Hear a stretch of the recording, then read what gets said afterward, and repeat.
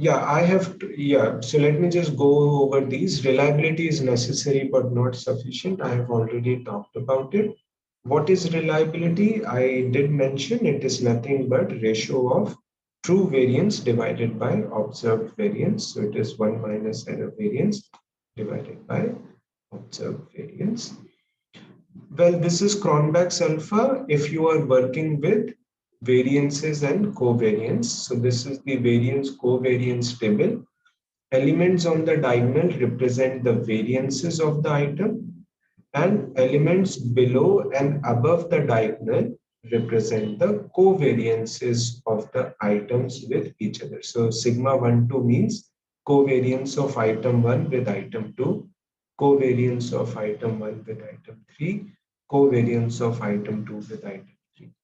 So these three elements actually represent that this is the communal part, this is the common part, because it is co-varying with these items. So this is these six items, sigma 1 2 3, these 1 2 1 3 and 2 3 here above the diagonal, and 1 2 1 3 and 2 3 below the diagonal. These six elements together represent the shared variance, which is actually, and what is the cause of the shared variance? Remember, in a reflective construct, the cause of a shared variance is the true construct, right? Because they are reflecting the common source.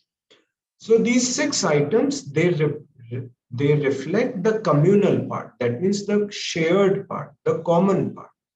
What is the non-communal or the unique part? It is these three variances, sigma 1 square, sigma 2 square, and sigma 3 square.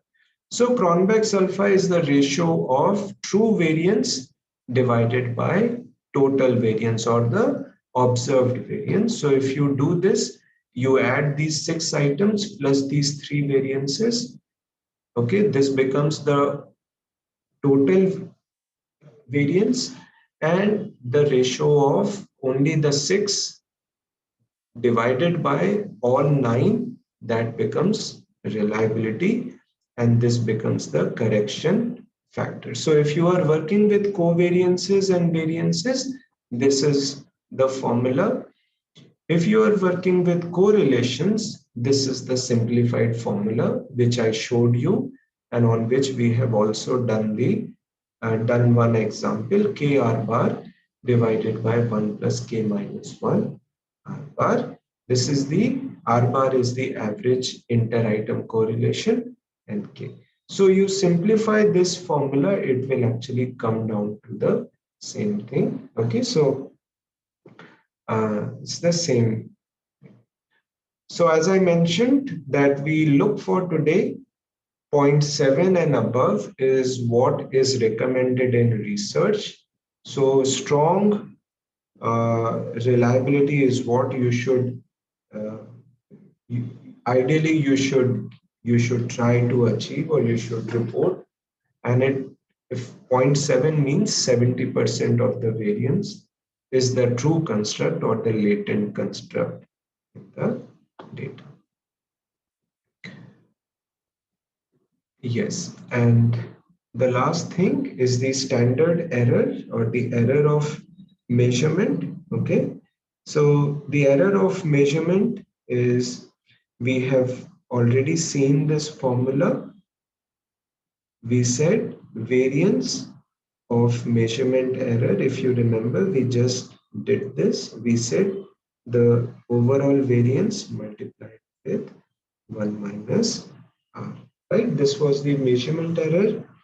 So what is the standard deviation of measurement error?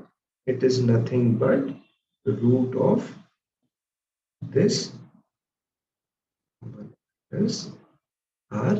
So this is written as sigma of the data, and this is 1 minus.